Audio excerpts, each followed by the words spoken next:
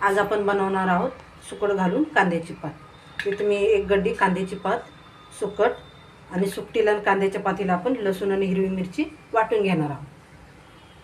आपली भाजी धुवून झालेली, सुकट पण स्वच्छ धुवून झाले आणि लसूण मिरची असं जाडसर वाटून झालेले। आता आपण रेसिपीला सुरुवात करू। आपलं तेल तापले, आता आपण मिरची आणि लसूण परतून घेऊ।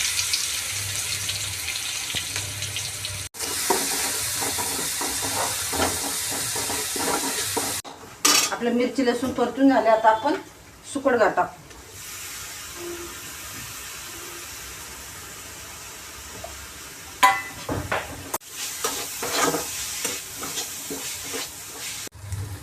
सुकट चांगली तेलामध्ये परतून झालेली, आता मी हळद घालते। आता आपण भाजी टाकून घेऊ।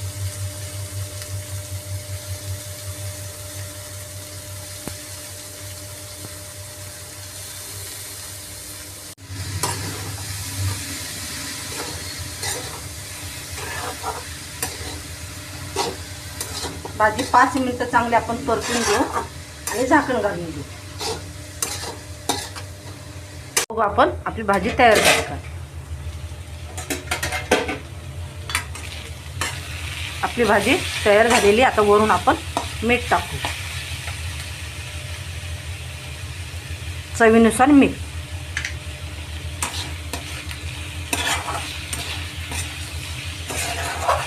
आणि 2 मिनिटं पुन्हा झाकण घालून ठेवू।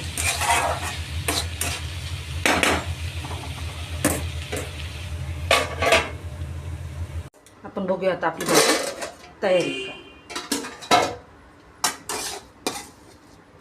आपली भाजी खाण्यासाठी आता तयार आहे।